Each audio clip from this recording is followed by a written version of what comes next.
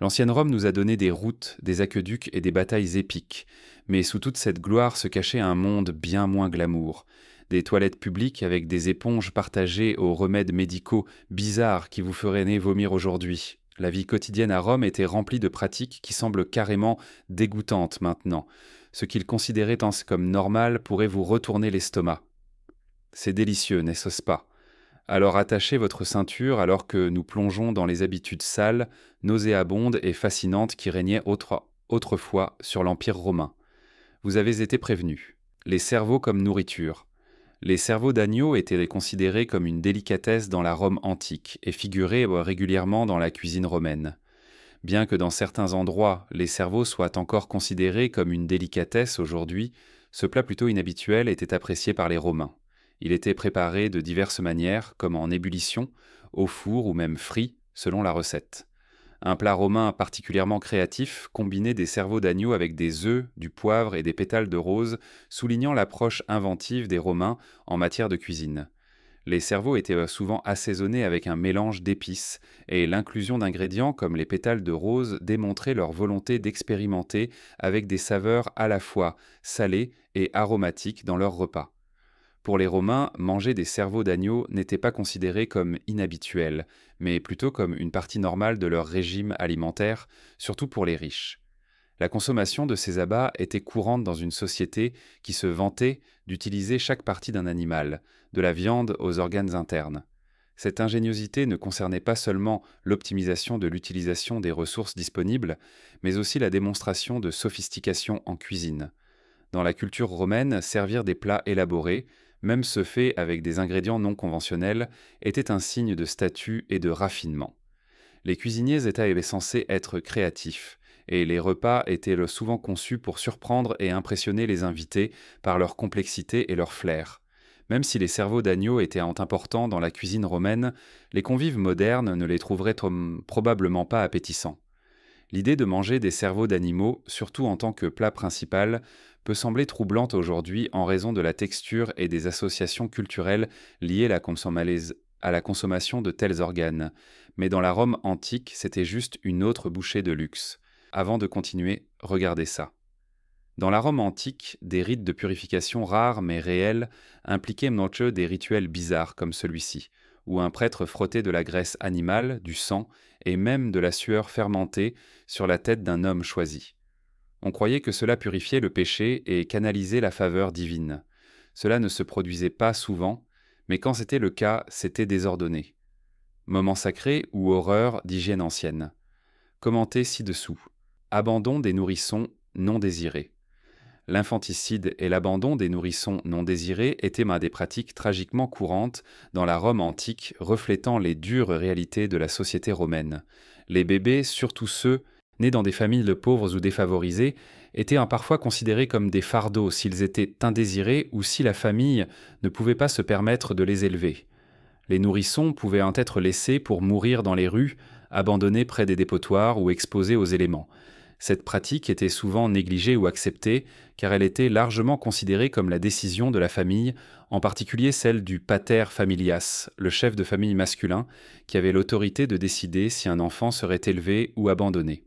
Dans la culture romaine, un nouveau-né n'était pas considéré comme pleinement humain tant qu'il n'avait pas été formellement nommé, et son destin pouvait être déterminé par la décision de ses parents. Bien que la loi romaine permettait au père d'avoir le contrôle ultime sur la vie ou la mort de l'enfant, cette pratique reflète un aspect glaçant des valeurs romaines, où l'importance de la survie et de la lignée familiale éclipsait souvent la compassion pour les vies individuelles. Les familles en difficulté économique ou celles ayant trop d'enfants pouvaient se sentir contraintes d'abandonner un nourrisson si elles ne pouvaient pas subvenir à ses besoins. Cette réalité brutale est illustrée dans l'histoire légendaire des fondateurs de Rome, Romulus et Rémus. Selon le mythe, les jumeaux ont été abandonnés à la naissance par leur mère et laissés pour mourir au bord de la rivière. Cependant, ils ont été sauvés par une louve qui s'est occupée d'eux jusqu'à ce qu'ils soient finalement découverts et élevés. Vomir pour festoyer. Les festins romains étaient notoires pour leur extravagance, souvent durant plusieurs jours, et présentant une infinité de plats et de boissons. Pour s'assurer qu'ils pouvaient continuer à se livrer sans se sentir pleins, les riches romains provoquaient régulièrement le vomissement lors de ces rassemblements somptueux. La pratique était si courante que certains avaient même des collecteurs de vomi désignés pour nettoyer après les invités. Cela permettait aux convives de continuer à manger et à boire sans interruption, se livrant à la croyance qu'il n'y avait pas de limite à leur capacité de plaisir. Le philosophe Sénèque a observé célèbrement qu'ils vomissent pour pouvoir manger et mangent pour pouvoir vomir, encapsulant le cycle d'indulgence qui caractérisait ces banquets. Ce comportement n'était pas considéré comme de la gourmandise au sens négatif, mais plutôt comme un reflet du pouvoir, de la richesse et du luxe dont jouissait l'élite romaine. La capacité de festoyer sans retenue était un symbole de statut, et plus on pouvait consommer, plus on démontrait sa richesse et son contrôle sur son environnement.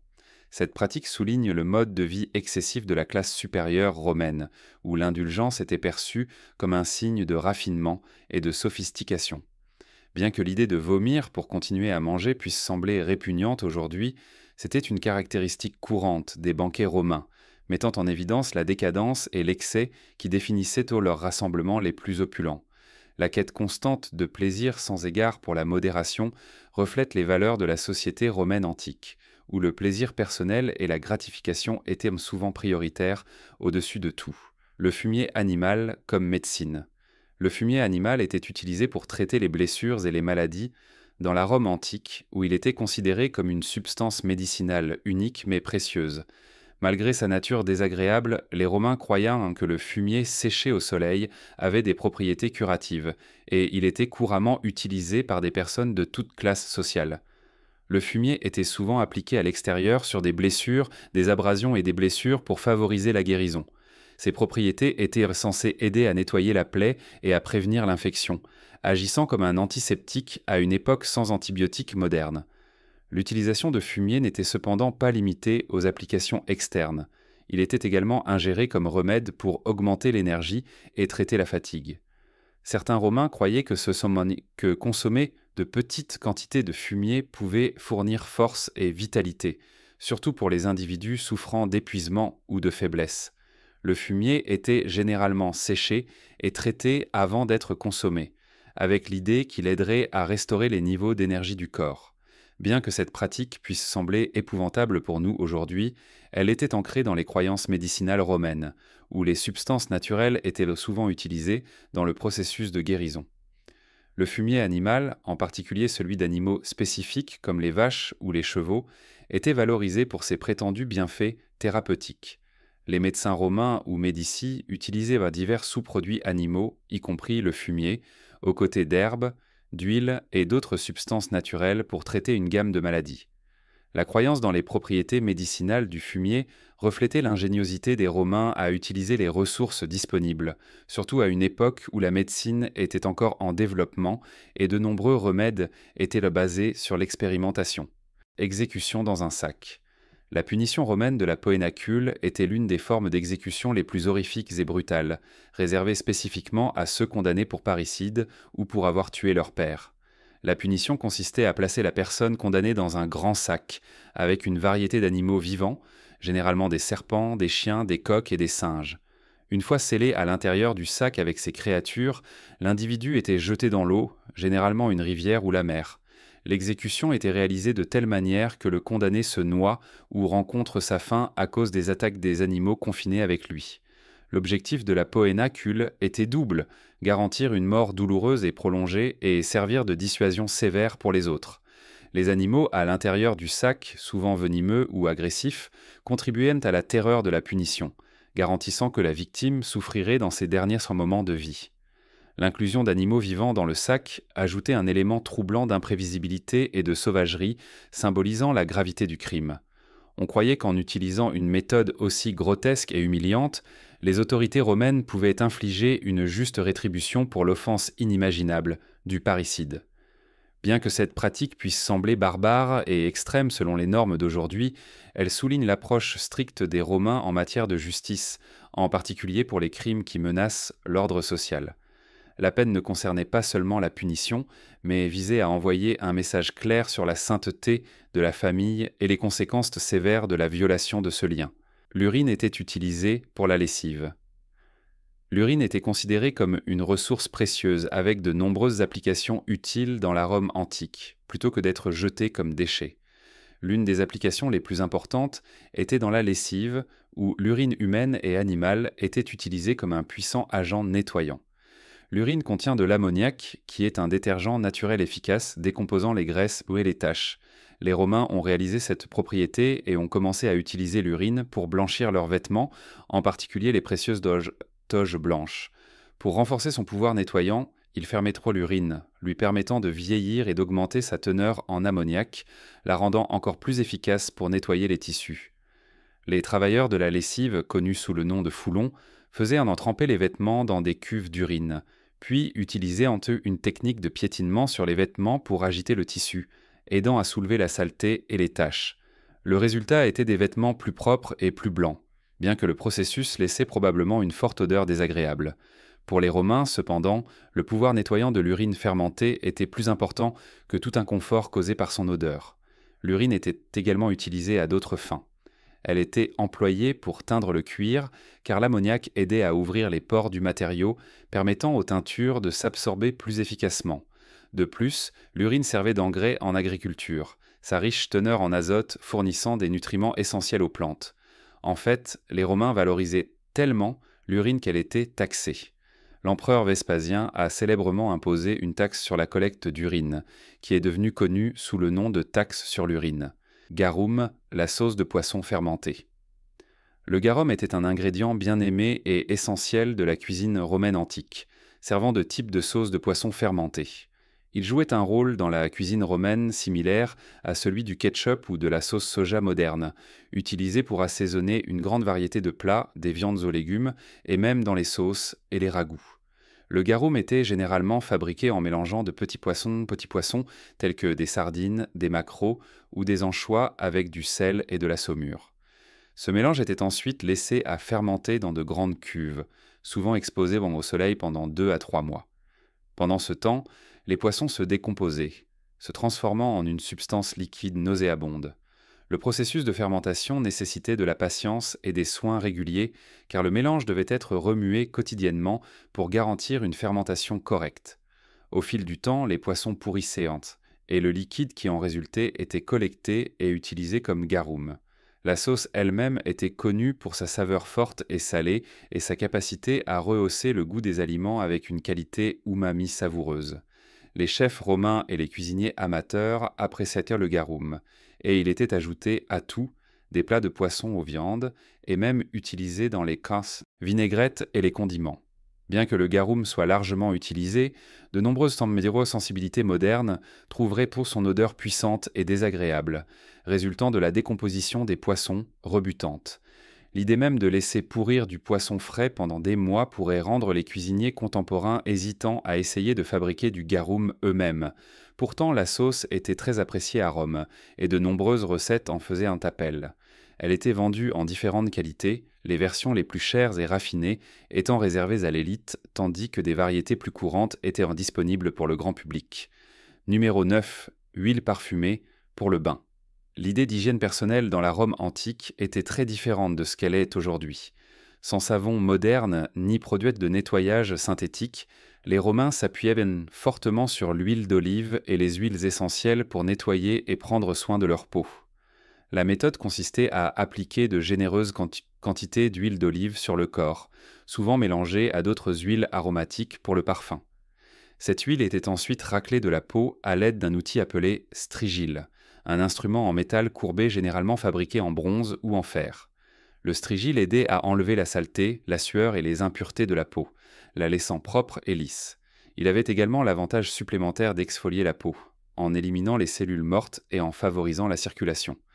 Ce processus de nettoyage était généralement effectué dans des bains publics, qui étaient essentiels à la vie quotidienne romaine.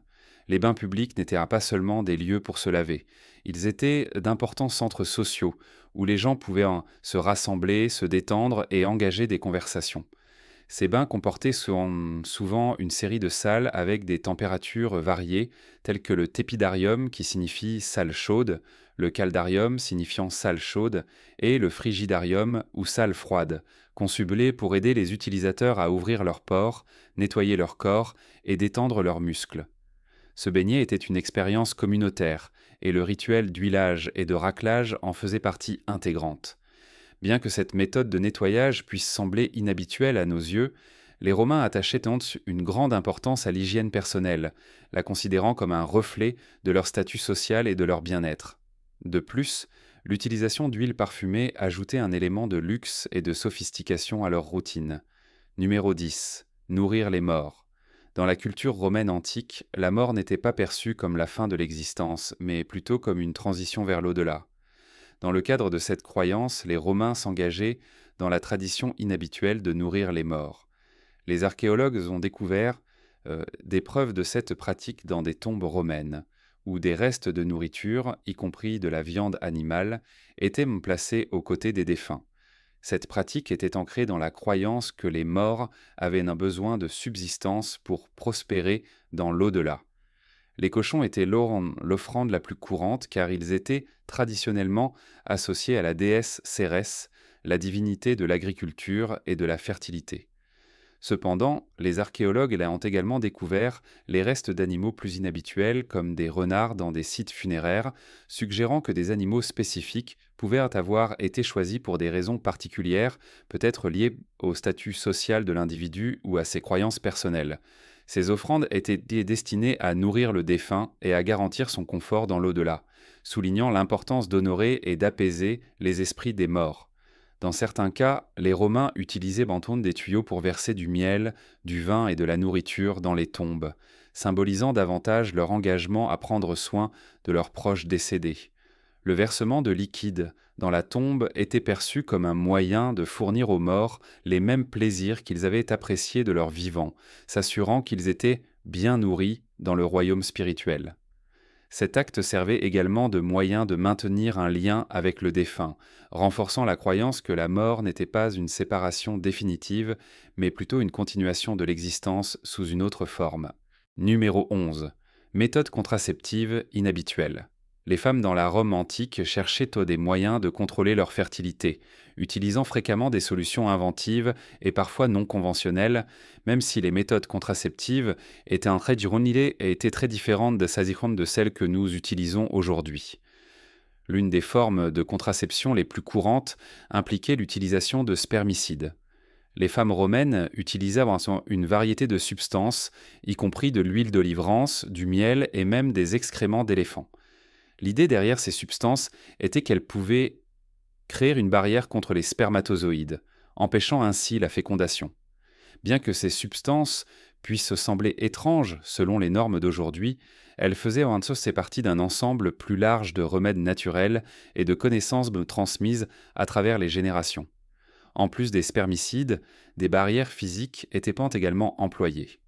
La laine, par exemple, était parfois utilisée comme barrière pour bloquer l'entrée de l'utérus, servant essentiellement de forme rudimentaire de cape cervicale.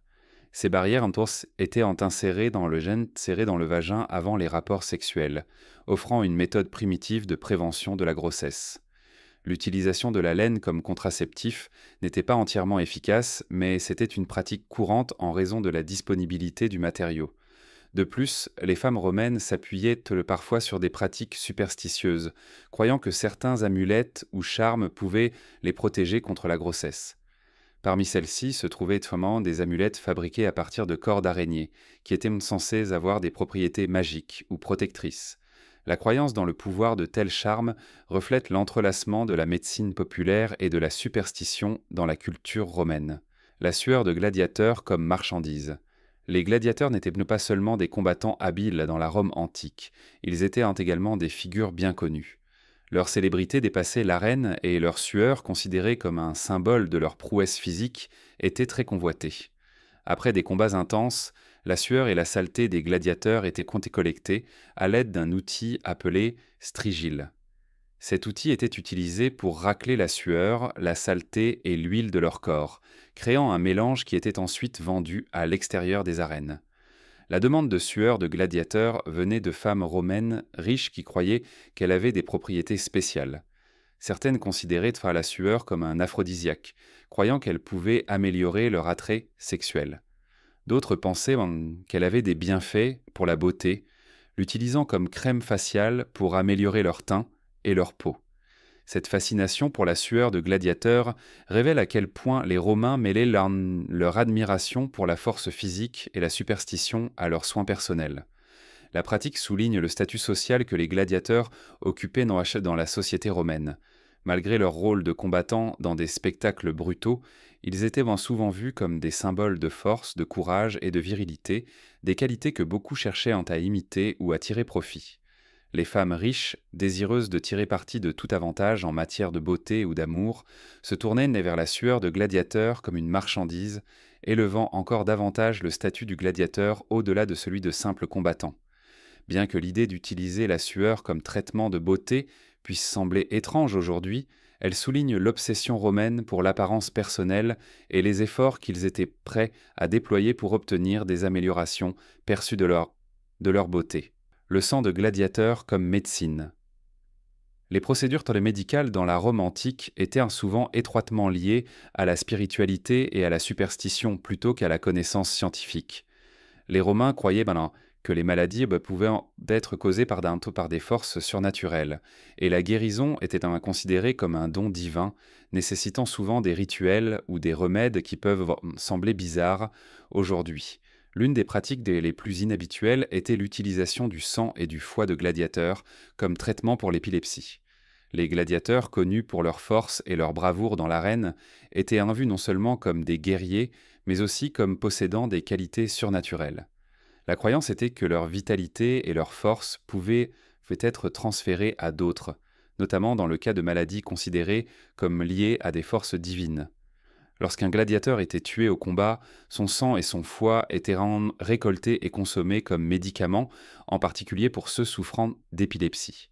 Les Romains croyaient qu'ingérer ces parties du corps du gladiateur transmettrait la force du héros et pourrait éventuellement guérir la maladie. Ce remède macabre reflète la pensée mystique de l'époque, où les frontières entre la vie et la mort, la santé et la maladie étaient souvent floues. Il est troublant d'imaginer comment cette pratique était réalisée, mais pour les Romains, c'était une forme de traitement sérieuse, ancrée dans leur vénération des gladiateurs en tant que figures semi-divines. Bien que l'idée de consommer du sang et des organes internes comme médicaments puisse nous faire frémir, cette pratique était enracinée dans les croyances anciennes romaines concernant le transfert de pouvoir et d'énergie à travers les fluides corporels. Les gladiateurs, vus comme incarnant le summum de la force humaine, étaient considérés comme la source idéale de pouvoir. Blanchiment des toges avec des fumées rondes de soufre. Plus qu'un simple vêtement, la toge était une représentation de respectabilité, de citoyenneté et de statut dans la Rome antique. Garder ces toges immaculément blanches était une priorité, mais les méthodes utilisées pour atteindre cette propreté étaient à la fois uniques et laborieuses. Les Romains employaient diverses techniques, l'une des plus courantes étant l'utilisation d'urine vieillie comme détergent. L'ammoniac dans l'urine en faisait un agent nettoyant efficace, capable de décomposer les graisses et la saleté. Les Romains plaçaient tous leurs vêtements souillés dans de grandes cuves, remplies d'urine, puis piétinaient le tissu, utilisant leurs pieds pour agiter le matériau et aider à éliminer les taches. Cependant, le blanchiment des toges allait au-delà d'un simple lavage. Pour décolorer le tissu et restaurer son apparence blanche éclatante, les Romains utilisaient également des fumées de soufre. Ce processus impliquait de suspendre les toges dans des zones où les vapeurs de soufre pouvaient interagir avec le tissu. Le soufre agissait comme un agent de blanchiment, éclaircissant efficacement le matériau. Cette technique était non seulement efficace, mais démontrait également une compréhension sophistiquée des processus chimiques malgré l'absence de détergents pétard modernes. Cependant, c'était aussi une tâche très désagréable, car l'exposition aux fumées de soufre pouvait être assez odorante, faisant de ce processus une épreuve que seuls les individus les plus dévoués ou qualifiés seraient prêts à endurer. L'effort que les Romains mettaient dans l'entretien de leur toge souligne l'importance culturelle de l'apparence et du statut social. Une toge propre et blanche signifiait le statut et le respect d'une personne au sein de la société romaine. en particulier pour ceux de la sphère politique ou publique. C'était un reflet de leur richesse, de leur soin et de leur attention aux détails. Ainsi, le processus laborieux de blanchiment des toges avec des fumées de soufre et de l'urine était un témoignage de la valeur que les Romains attachaient à maintenir une image impeccable et soignée. Dîner d'animaux exotiques. Les classes les plus riches de la Rome antique étaient connues pour leur palais aventureux et leur amour des aliments inhabituels, comme en témoigne leur appétit pour une grande variété d'animaux exotiques. Les menus romains comportaient souvent des animaux qui n'étaient pas typiquement consommés dans d'autres cultures, tels que des escargots, des pintades, des lièvres, des sangliers et même des flamants roses. Les Romains étaient connus pour leurs festins extravagants, et plus l'animal était exotique et rare, plus le repas était considéré comme prestigieux. Parmi les délicatesses les plus exotiques figuraient les langues de flamand, un plat très prisé, des perroquets rôtis, considérés comme une délicatesse en raison de leurs plumes colorées et de leur saveur unique, et des loirs farcis, souvent préparés avec des garnitures comme de la viande hachée, des noix et des épices avant d'être rôtis. Les livres de cuisine romains de l'Antiquité contiennent des recettes pour des sauces et des plats à base d'oiseaux comme les grues, les tourterelles et les faisans, reflétant la volonté des Romains d'aller à de grandes longueurs pour se procurer ces créatures. La préparation de tels plats était souvent complexe, nécessitant des méthodes de cuisson et d'assaisonnement spécifiques. Ces viandes pépins étaient souvent accompagnées d'épices et de sauces exotiques, parfois à base de sauces de poisson fermentées comme le garum dont nous parlerons plus tard, ce qui ajoutait de la profondeur et de la complexité aux saveurs. Cette obsession pour les viandes inhabituelles met en lumière un aspect significatif de la culture romaine, le désir d'explorer des saveurs diverses et luxueuses. Il ne s'agissait pas seulement de se nourrir. La nourriture était un symbole de richesse, de pouvoir et de statut. Se procurer et préparer ces animaux rares nécessitait d'importantes ressources, et de nombreux Romains riches iraient à de grandes longueurs pour les obtenir, allant même jusqu'à les importer de provinces lointaines. Chirurgie cérébrale sans anesthésie. La médecine romaine antique, en particulier dans le domaine de la chirurgie, était étonnamment avancée, surtout compte tenu de l'absence de technologies très modernes. L'un des aspects les plus surprenants des pratiques chirurgicales romaines était la réalisation de chirurgie cérébrale sans aucune forme d'anesthésie. Malgré l'absence de médicaments ou de techniques antidouleurs, les Romains étaient capables de réaliser des procédures délicates et potentiellement salvatrices, y compris des opérations sur le crâne et le cerveau. Des découvertes archéologiques de crânes avec des marques chirurgicales cicatrisées ont fourni des preuves que les patients non seulement survivaient à ces interventions, mais vivaient souvent de nombreuses années après. Un exemple remarquable est un crâne datant de 800 avant. Gitsé montrant des preuves de chirurgie cérébrale, le patient ayant survécu pendant 20 ans après l'opération. Les chirurgiens romains utilisaient en second des outils spécialisés, dont certains ressemblaient de près aux instruments modernes pour réaliser des opérations. Ces outils étaient utilisés pour nettoyer les débris du crâne, réparer les fractures et traiter les blessures à la tête. Dans certains cas, les chirurgiens effectuaient même des procédures pour soulager la pression sur le cerveau causée par un traumatisme ou un gonflement. Bien que ces techniques aient été relativement efficaces pour l'époque, elles étaient réalisées dans des conditions qui sembleraient excruciantes selon les normes d'aujourd'hui. Sans anesthésie, les patients devaient endurer l'intensité complète de la procédure, ce qui devait être extrêmement douloureux. La survie des patients après de telles interventions témoigne de l'habileté et de l'ingéniosité des chirurgiens romains. Cependant, l'absence d'anesthésie dans ces procédures soulève des questions sur la manière dont les patients supportaient une douleur aussi immense. Il est possible que les médecins romains aient compté sur d'autres méthodes, telles que l'alcool ou la contrainte physique, pour gérer la douleur. Le prix des vœux brisés. Violenter un vœu était une infraction grave dans la Rome antique, et ceux qui le faisaient en face à des pénalités sévères.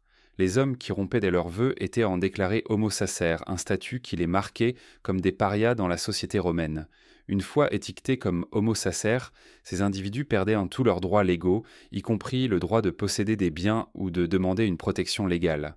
Essentiellement, ils étaient dépouillés de leur identité et réduits à un statut semblable à celui d'un cadavre ambulant, car ils n'étaient plus considérés comme protégés par la loi romaine. La punition pour être déclaré homo sacer était extrême. Quiconque, indépendamment de sa relation avec l'individu, pouvait tuer le paria sans encourir de conséquences légales. Cela signifiait qu'un homo sacer vivait sous la menace constante de la mort, car il était une proie facile pour quiconque souhaitait se venger ou régler un différend personnel. Cette forme brutale de justice agissait comme un puissant moyen de dissuasion, garantissant que les Romains honorent leurs vœux et engagements, sachant que le non-respect de ceux-ci entraînerait des conséquences extrêmes et irréversibles. Le système de déclaration d'une personne comme homo sacer révèle l'engagement romain à maintenir l'intégrité sociale. La culture romaine mettait un fort accent sur l'importance de l'honneur personnel et de la loyauté envers sa parole. En utilisant une mesure aussi extrême pour punir ceux qui rompaient envers leurs vœux, les Romains visaient à inculquer un sens de responsabilité personnelle et à prévenir l'effondrement de la confiance et de l'ordre dans la société. Exécution publique comme divertissement. Les exécutions publiques étaient des spectacles cruels destinés à amuser la population et à maintenir l'autorité de l'État dans la Rome antique. Elles n'étaient pas seulement des actes de justice. Ces événements se déroulaient généralement dans de grands espaces publics tels que le Colisée romain, où des foules se rassemblaient pour assister aux châtiments horribles infligés aux criminels. Contrairement aux exécutions modernes, qui sont généralement privées, les exécutions romaines étaient réalisées devant de larges audiences, et souvent elles constituaient une attraction principale pendant l'heure du déjeuner, lorsque les citoyens de Rome faisaient une pause dans leur routine quotidienne pour être témoins de ces spectacles choquants. Les exécutions étaient fréquemment mises en scène aux côtés d'autres formes de divertissement, telles que des combats de gladiateurs et des chasses aux animaux. Cette combinaison de mort, de violence et de spectacle créait une atmosphère hautement chargée où la foule pouvait acclamer et huer alors que les condamnés faisaient entr'eux face à leur destin.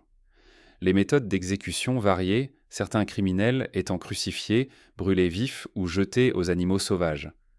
Les formes d'exécution les plus infâmes étaient celles qui impliquaient une humiliation publique ou une mort horrible, comme l'exécution d'esclaves ou de ceux accusés de trahison. Bien que ces exécutions publiques soient horrifiantes selon les normes d'aujourd'hui, elles constituaient un outil clé pour maintenir l'ordre social romain.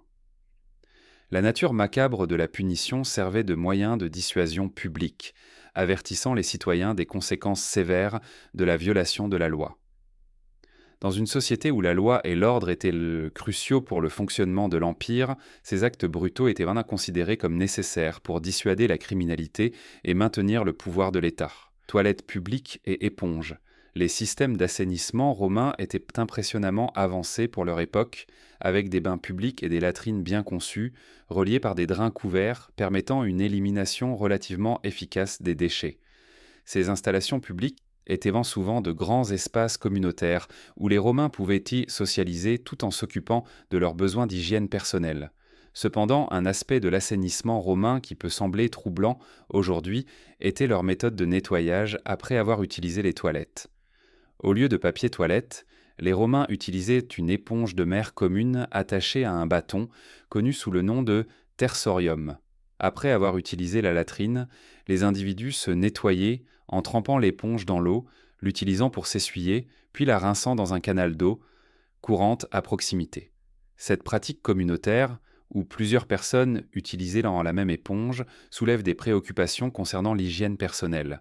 À une époque où les pratiques d'assainissement modernes n'existaient même pas, l'idée de partager un seul outil de nettoyage entre de nombreuses personnes semble très insalubre et a probablement contribué à la propagation de maladies telles que la dysenterie, qui étaient courantes dans la société romaine. Le système d'assainissement romain avait de graves lacunes en matière d'hygiène personnelle, malgré ses réalisations d'ingénierie impressionnantes. La méthode du tersorium, bien que pratique à l'époque, ne répondrait pas aux normes actuelles de propreté ou de santé.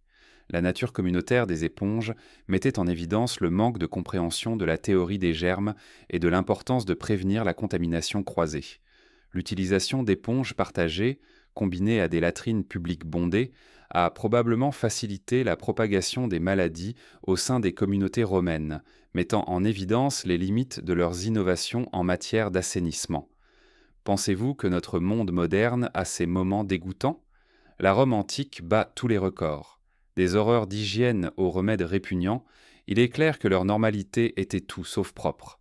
Si ces faits sales vous ont choqué, n'oubliez pas d'aimer, de vous abonner et de partager, car l'histoire n'est pas toujours jolie, mais elle est définitivement inoubliable. Restez avec nous pour plus de vérités incroyables du monde ancien.